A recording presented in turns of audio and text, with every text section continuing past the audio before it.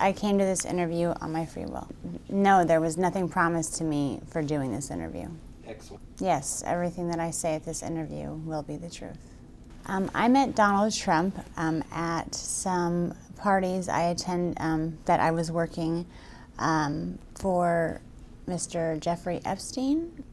There was about 3 or 4 times that I had encounters with Donald Trump. I was 13.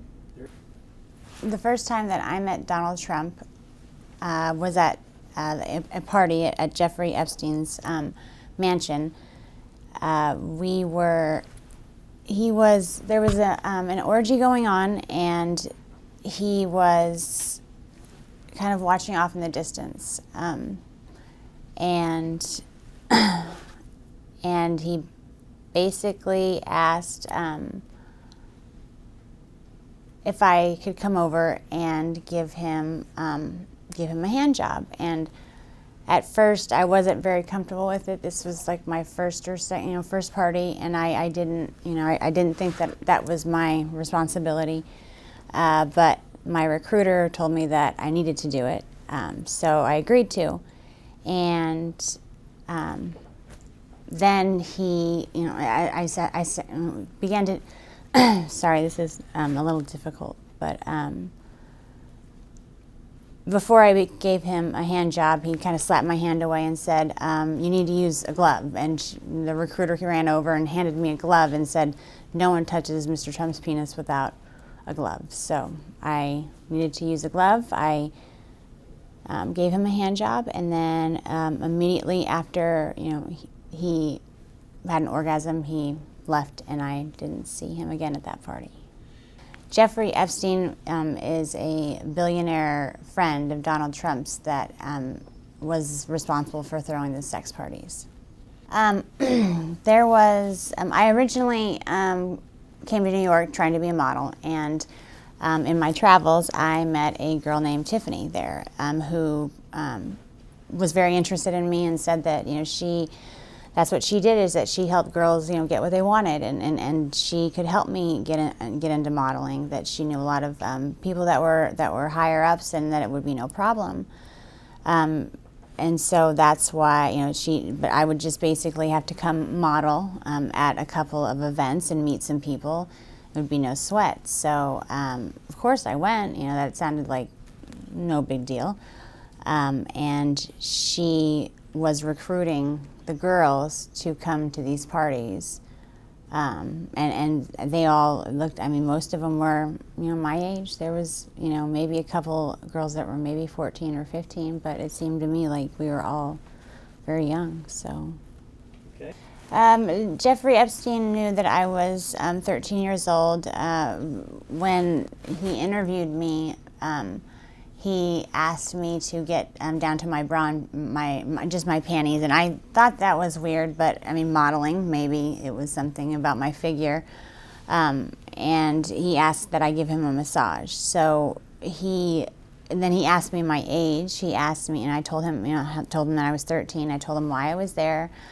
And he basically said, well, you'll do, I'm sure that you'll fit pretty nicely here. And then he tried to basically slip himself inside of me, and I pushed him away, and I said, because at that point in time I still believed that there was models, and then there was the girls that did that. Like, I thought there was a separation.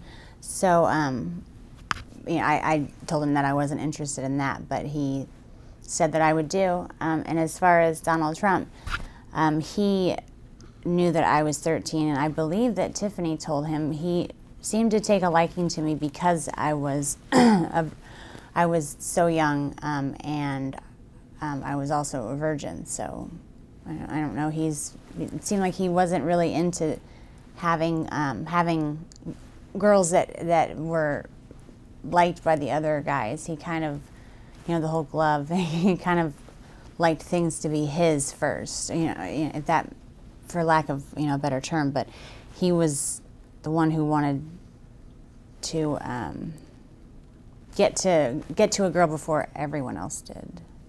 Donald Trump knew that I was 13 because the first night that I was there, Tiffany actually suggested that, she had a whole bunch of different wigs, and I expressed interest in them. I always told her that I would love to walk around with blue hair.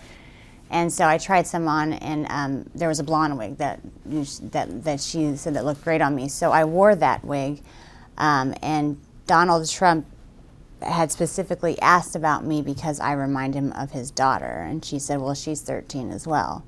So he knew the first time that he saw me, but he took a liking to me because I look like his daughter.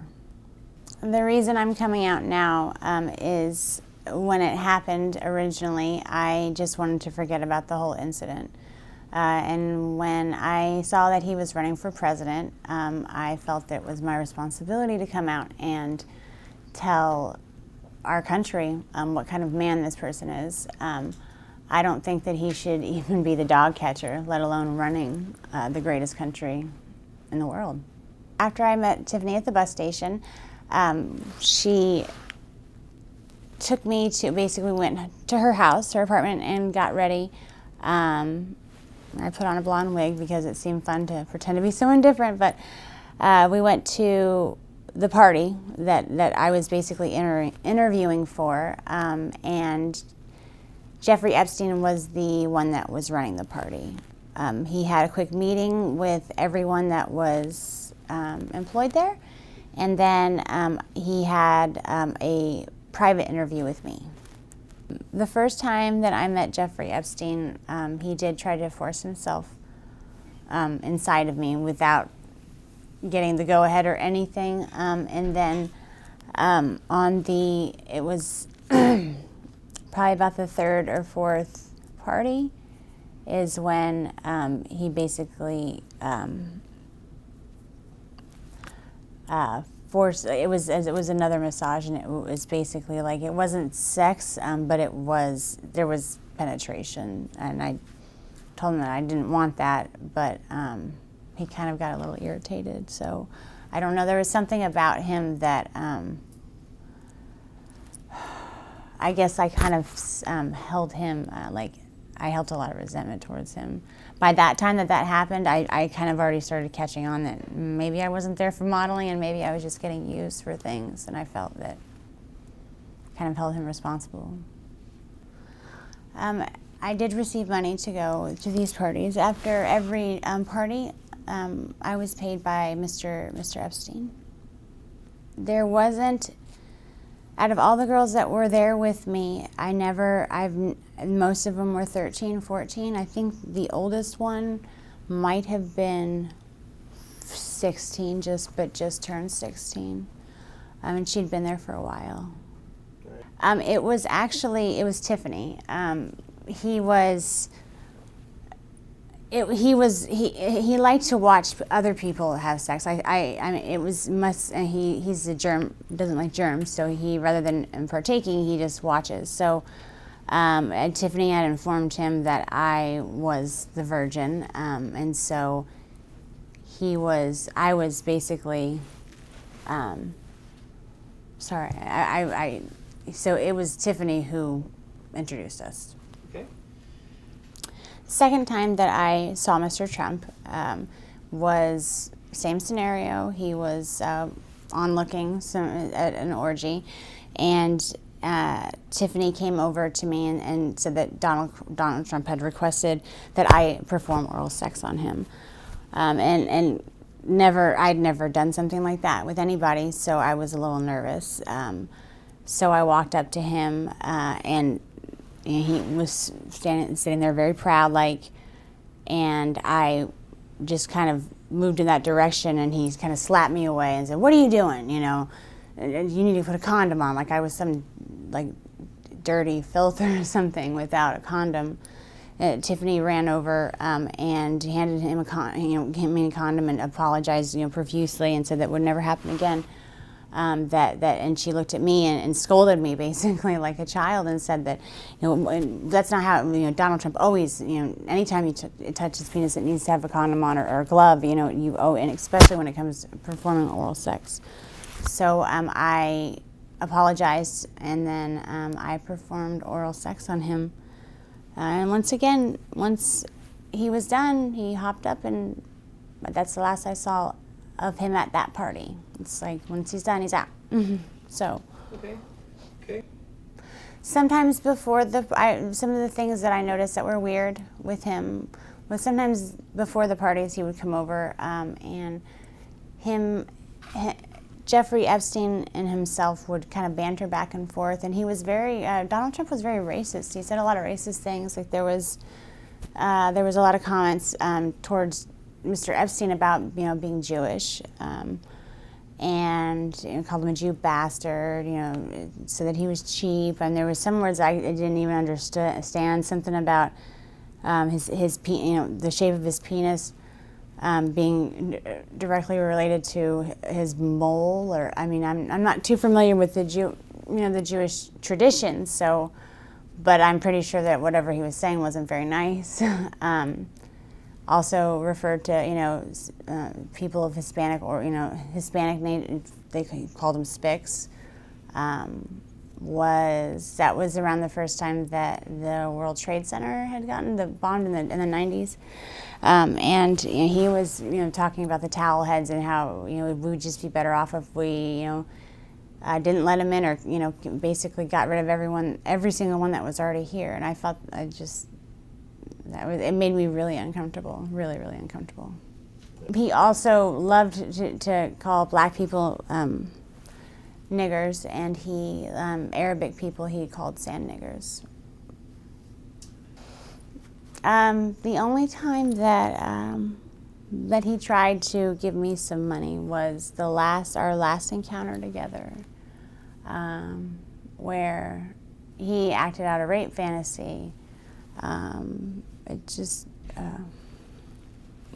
I was forced to give that money back because Jeffrey Epstein paid us after the party. So, but he just gave me the money. I don't even know why he gave it to me. Maybe to make me feel more cheap, but it was a rape fantasy to him, but I wasn't playing. So. There was those 2 times, and then there was after the next thing that Tiffany approached me with was that he had a fantasy where he walked in on his maids basically making out, and that it was some type of fantasy for him. So she asked. I was at that point. I was like, I don't want to be involved with anything that has to do with him. But she's like, you were just basically the other one. So there's nothing that you will have to do. Just don't, he's requesting you to be involved. So I reluctantly, I felt like I didn't have a choice there. But it was basically he's walking in, his 2 maids. I was one of the maids. I was the white maid. And there was a Spanish girl, Maria, who was the Hispanic maid. And we were making out, and he walks in and he gets really angry and threatens to call immigration on Maria if she doesn't come over and make things right and give him a blowjob. So while she is over there giving him a blowjob, I am just trying to, I'm supposed to look scared, like, oh no, and cleaning up things and pretending like I'm trying to go back to my job as a maid. And then he's being so rude to Maria. I felt so bad for her, even though I guess it just didn't seem like a fantasy. It didn't seem like it's the weirdest fantasy as far as that. He was threatening to call immigration on her, so that she didn't know how to. She wasn't even near going down to give him. Perform oral sex on him before he slapped her away and said, what are you doing? You need to put a condom on, and she's trying to, I'm so sorry, and he's like, you can't even understand what you're saying, it just, speak English, he called her derogatory comments, and then he's like, you know what, you don't know what you're doing, have her come over and show you how it's done. And so I said that I didn't, I had to go over there or else he was going to call immigration on Maria. I didn't know if it was true or not, but I felt that, He said that if I didn't show her how to perform oral sex on him, then he was going to call immigration on her and then get rid of us both. You know, it was anything that was in relation to him getting off or being satisfied or happy had to do with him being in power, but extreme power. And it's very hard to even. It was always intimidating when he was like that. It was always, you didn't really know if it was true or. I mean, like if you refused to play along, would he really call immigration on Maria? Would he really get rid of us both? And I didn't even want to know what that meant. You know, I always didn't. It wasn't a game. It just felt like it wasn't a game. Yeah. The one night that I had the blonde wig on, he mentioned that I looked like, you know, that I reminded him of his daughter. And actually the maid fantasy, I didn't have a blonde wig on. I was trying to stay away from blonde wigs at the time. But he actually told Tiffany that that's what he wanted me to wear. Like, he wanted it, and anytime I put it on, anytime I had it on and he'd see me, he would say, "Oh man, you look," and it wasn't like "Oh, you remind me of my daughter." It was this sick, evil, like, you remind me of my daughter. It was just this weird pleasure, sick smile. Like, I don't even want to know what he was thinking about. I could imagine what he was thinking about. After the parties would end, we were to report to Mr. Epstein and basically tell him everything that happened, with who, what they liked, what they disliked, if there was any requests, if there was any talk about anything. That's what, you know, we told Mr. Epstein everything. And then he paid us, and then we got to go home. And with me, you know, I would either, you know, I normally got taken to the airport, you know, so to go back home. The fact that Trump has a chance to be the next president makes me feel disgusting inside. I've always been proud to be an American. I think we live in a beautiful country, but I just see him ruining everything. He's a horrible, what he portrays on the outside isn't even that great, but people don't even know the half of how evil, how sick and twisted that man is. I have a friend that's been my friend ever since the school year that I stopped going, you know, the 8th grade. I confided her, and she knows all about it. She knows everything. I mean, I destroyed everything of, like, you know, any planes. I couldn't risk my dad finding out. And now I think I'm old enough to where I don't think, you know, at that point I didn't want to not be his little girl, you know. I didn't want to lose my dad. Basically, I would never, as far as keeping proof of any of the trips, the only person, I never told my parents, you know, there would be no happy, you know, there would be no good outcome of telling my parents. You know, they would have grounded me. I would have never been allowed out of the house. You know, my father would have come unglued. I did tell a friend, she's still my best friend to this day. She knows everything. She knows it all. I'm prepared to do whatever it takes to save the country that I believe that we have. I know what he does behind closed doors. Like, if that's all, I'm willing to sacrifice my life to put our country back in the right, like going maybe in some type of positive direction. Not even, there's no right or wrong, but a positive direction. This guy's not going to take us anywhere positive.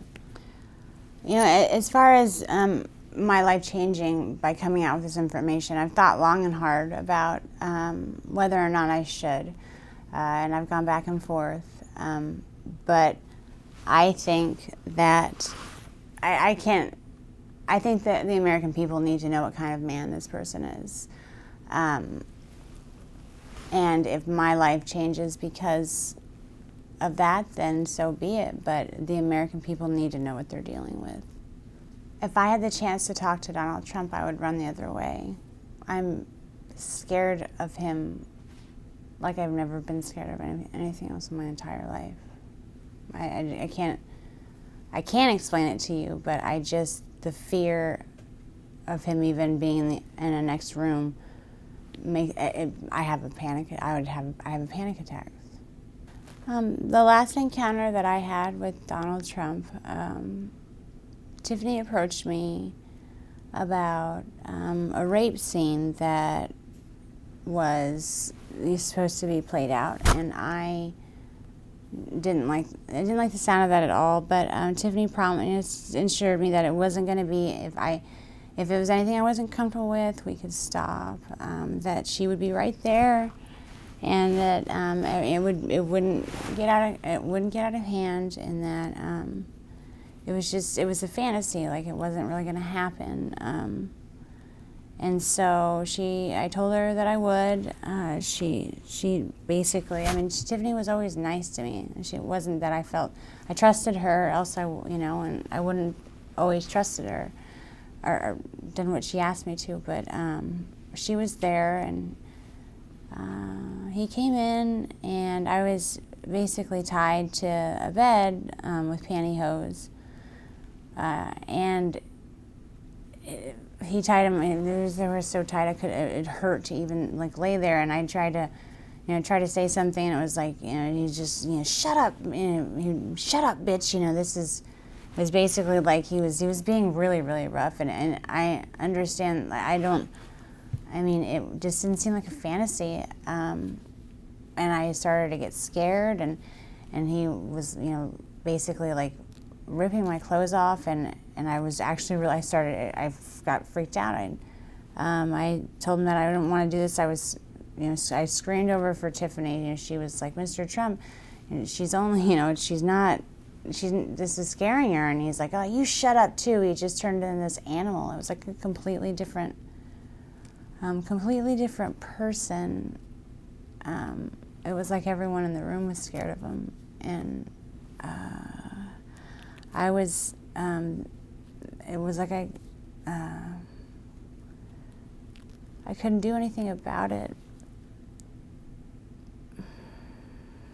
And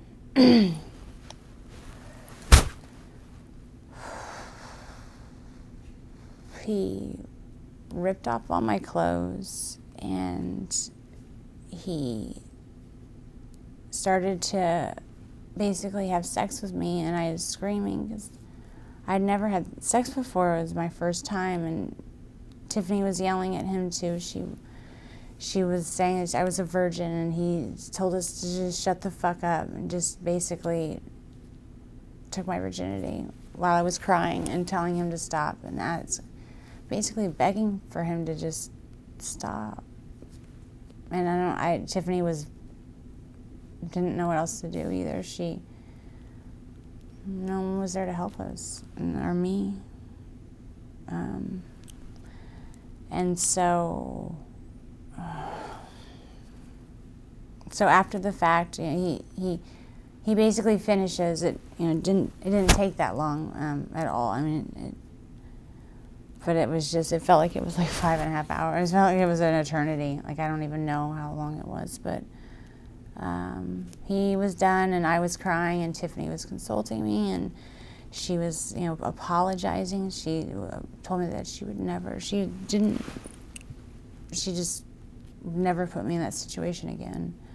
But he comes over mad because I was crying, and he said that I should be thankful that someone like Donald Trump took my virginity. He basically didn't say took my virginity. He said I should be glad that someone like Donald Trump popped my cherry, and not some pimply little 14-year-old.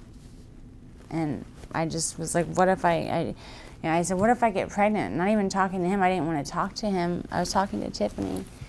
And he said, well, you'll get an abortion then, bitch, and then just walked away. And I told Tiffany I needed to go home. I never went back again.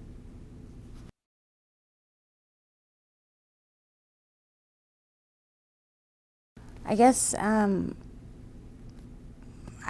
it's for you to decide, if I don't have any kids myself, because I'm afraid to have kids, because who knows what kind of damage they can get into. But if you have a 13-year-old daughter, and would you be okay with the person who's running our country doing that to your little girl? And I don't know. I just want people to know. I think that I have a faith in our society that will make the right choice. He seemed to be taking great pleasure in like dominance and control, and just the more I screamed, the more I got scared, the more he was enraged and like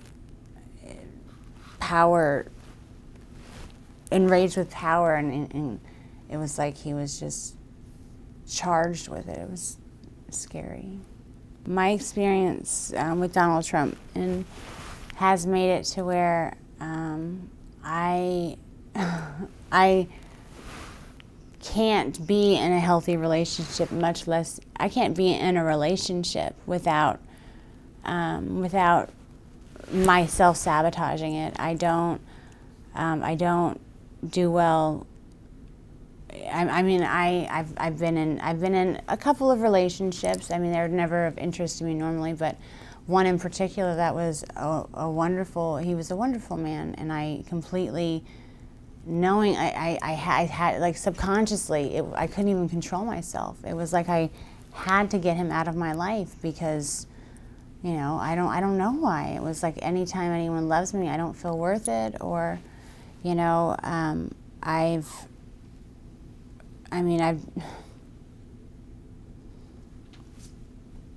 I don't even know how to explain it. Like I can't.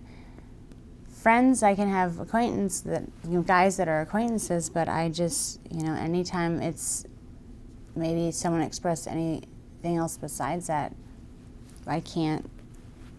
I take some type of pleasure, I don't take pleasure in it, but subconsciously, whether I mean to or not, sometimes I've meant to. It's like I've purposely hurt their feelings just so they'll never talk to me again. Like I make sure that it's not ever a possibility.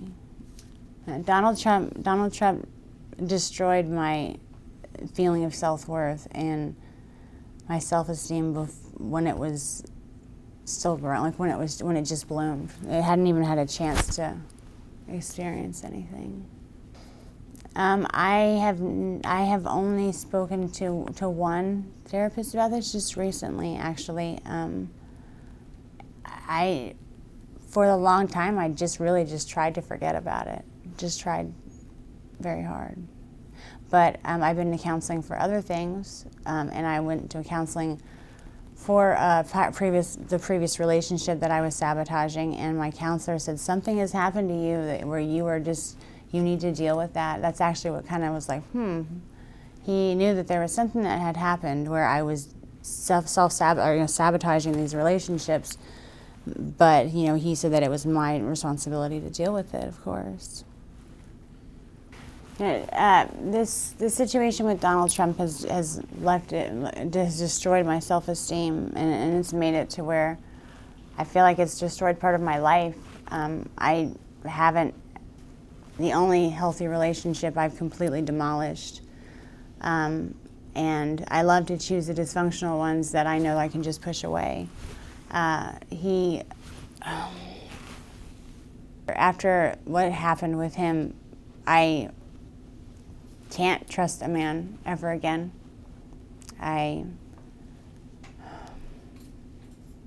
Thinking about it just makes me sick to my stomach.